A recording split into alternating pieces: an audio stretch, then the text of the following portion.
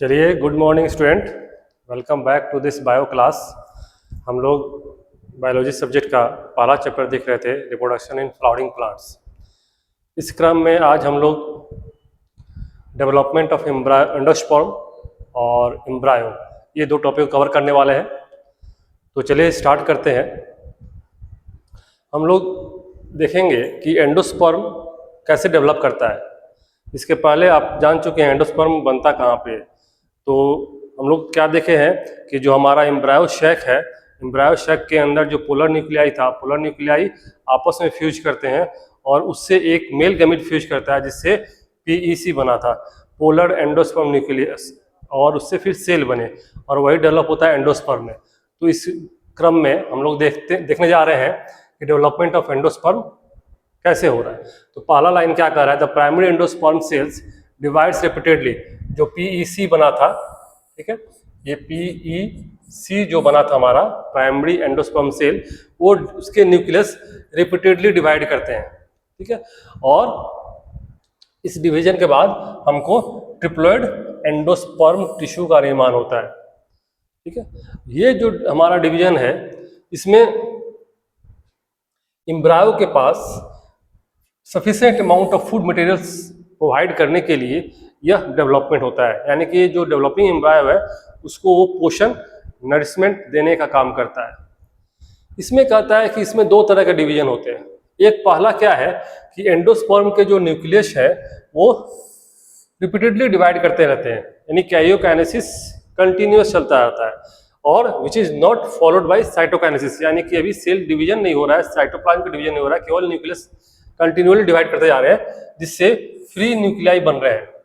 और इस तरह के एंडोस्पर्म को फ्री न्यूक्लियर एंडोस्पर्म कहते हैं, ठीक है। दूसरा क्या हुआ कि ये डिवीजन के साथ साथ में फिर जो है हर एक न्यूक्लियाई अपने चारों तरफ सेल वॉल और का फॉर्मेशन करने लगता है, जिससे सेलुलर स्ट्रक्चर तैयार होता है, और इस सेलुलर स्ट्रक्चर को हम सेलुलर एंडोस्पर्म भी बोलते हैं। तो इस तरह से एंडोस्पर्म हम लोग देखेंगे कि दो तरह के होते हैं, एक फ्री न्यूक्लियर एंडोस्पर्म, दूसरा सेलुलर एंडोस्पर्म। कोकोनट जो हमारा है वह दोनों तरह का एग्जाम्पल शो करता है। तो कोकोनट का जो वाटरी पार्ट है वो फ्री न्यूक्लियर एंडोस्पर्म का एग्जाम्पल है, जबकि उसका कर्नेल जो है, व्हाइट रंग का जो कर्नेल होता है, वो उसका सेलुलर एंडोस्पर्म का एग्जाम्पल है। तो इस तरह से आपका ये डेवलपमेंट ऑफ एंडोस्पर्म कंप्लीट हुआ। अब देखते हैं डेवलपमेंट ऑफ एम्ब्रायो। एम्ब्रायो का डेवलपमेंट कैसे होता है। तो इसमें देखा जाए कि embryo develops at the micropylar and. जो हम लोग ओव्यूल देखे हैं, ये ओव्यूल के इस रीजन पे,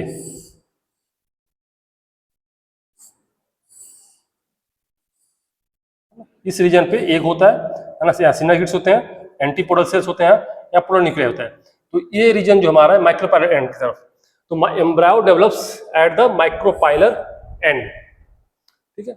the early stage embryo developments are similar in both monocot and dicot, है ना।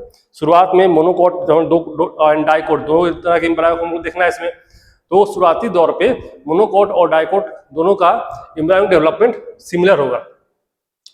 The zygote gives rise to pro embryo, यानी एम्ब्रायो के पहले का स्टेज प्रो एम्ब्रायो के रूप में डेवलप होगा, जो कि हार्ट शेप्ड स्ट्रक्चर मोरलेस दिखता है। अब देखते हैं कि हमारा डाइकोट एम्ब्रायो का डेवलपमेंट। तो डाइकोट एम्ब्रायो में हम क्या देखते हैं कि it consist of an embryonal axis and two cotyledons. दो कोटाइलिडन होगा और एक एम्ब्रायनल एक्सिस होगा जिस पर ये एम्ब्रायो सिचुएटेड होते हैं। तो dicot embryo consist of an embryonal axis and two cotyledon, ठीक है। अब कोटाइलिडन जो एम्ब्रायनल एक्सिस है उसके ऊपर का, जो एम्ब्रायनल एक्सिस है उसके ऊपर के रीजन को हम क्या बोलते हैं, epicotyl. The portion of embryonal axis above the level of cotyledon is called epicotyl, which terminates into plumule, जो कि खत्म होता है, टर्मिनेट होता है किसमें, प्लूम्यूल के रूप में। आप प्लूम्यूल जानते हैं क्या होता है, प्लूम्यूल से स्टेम डेवलप होता है, ठीक है। तो यह प्रिमिटिव स्ट्रक्चर हुआ जिससे स्टेम डेवलप करेगा। इसके बाद क्या कर रहा है कि जो हमारा एम्ब्रायोनल एक्सिस है उसके नीचे का पोर्शन, एम्ब्रायोनल एक्सिस के नीचे का पोर्शन क्या कहलाता है? हाइपोकोटाइल कहलाता है। ठीक है, और ये टर्मिनेट होता है किसमें? रेडिकल में। ठीक है, और रेडिकल फिर कवर होगा रूट कैप से, और रेडिकल फिर डेवलप किसमें होता है? रूट में। Radicle develops into roots while plumule develops into shoots. और ये आपका डाइकोट का एम्ब्रायो हो गया। अब चलिए मोनोकोट में देखा जाए। मोनोकोट में क्या कहता है कि monocot embryo possess only one कोटाइलिडन। नाम ही से ऑब्वियस है, मोनोकोट एक ही कोटाइलिडन में है। इसमें क्या कहता है कि अब इसके जो कोटाइलिडन है इसको हम जनरली एस्क्यूटेलम बोलते हैं, और ये जनरली साइड में होते हैं। ठीक है, ये एक एम्ब्रायोनल एक्सिस के साइड में होता है। देखिए यहाँ एस्क्यूटेलम। तो in the grass family the cotyledon is called scutellum that is situated towards one side of the embryonal axis. Embryonal axis के एक तरफ ये होता है। नेक्स्ट क्या है कि एट इट्स लोअर एंड, इसके लोअर एंड की तरफ है ना, एम्ब्रायोनल एक्सिस के, किसके? एम्ब्रायोनल एक्सिस के लोअर एंड की तरफ क्या होगा? एक हाइपोकोटाइल होंगे और ये रेडिकल के रूप में टर्मिनेट होगा।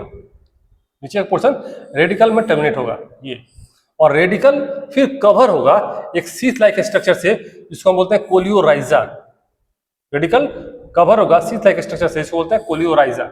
सिमिलरली एम्ब्रायोनल एक्सिस के ऊपर का साइज जो इपिकोटाइल है वो टर्मिनेट होगा किसमें? प्लूम्यूल में।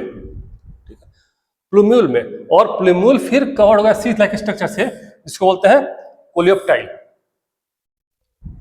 ठीक है, ये थोड़ा यहाँ पे एक्स्ट्रा स्ट्रक्चर डेवलप होता है। रूट के ऊपर एक सीथ है कोलियोराइजा, और स्टेम के ऊपर एक सीथ लाइक स्ट्रक्चर है कवरिंग स्ट्रक्चर, इसको हम बोलते हैं कोलियोप्टाइल।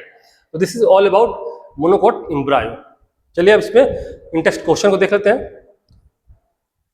पहला क्वेश्चन क्या है कि the primary endosperm nucleus is formed by the fusion of primary endosperm nucleus.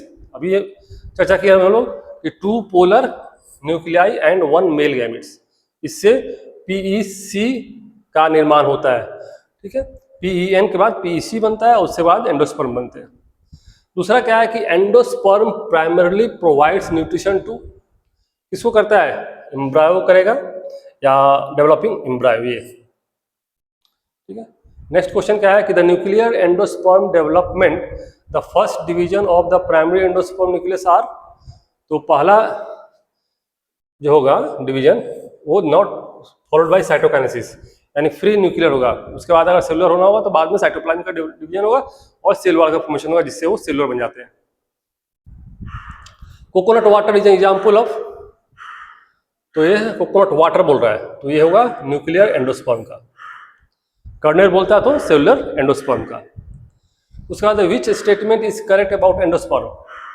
तो it is always diploid, it develops from the zygote, it generally has an triploid chromosome number।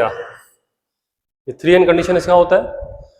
The embryo of a typical dicot seed consists of dicot seed, 2 cotyledon, plumule, hypocotyledon radical। B, the part of the embryonic axis above the level of cotyledon are called above the level of cotyledon, इसको क्या बोलेंगे? Epicotyl, और below रहता तो hypocotyl.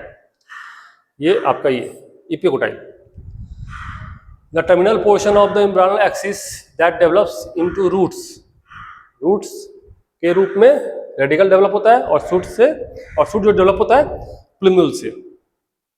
The single cotyledon of a monocot embryo is called scutellum, B.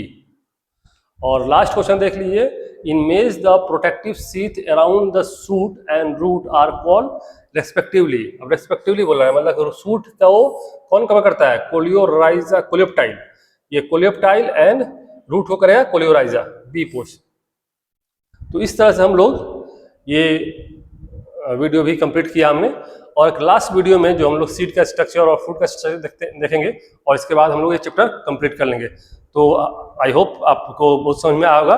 Revision करते रहिए, और फिर एक नया वीडियो के साथ मिलते हैं। तब तक के लिए धन्यवाद। Have a nice day.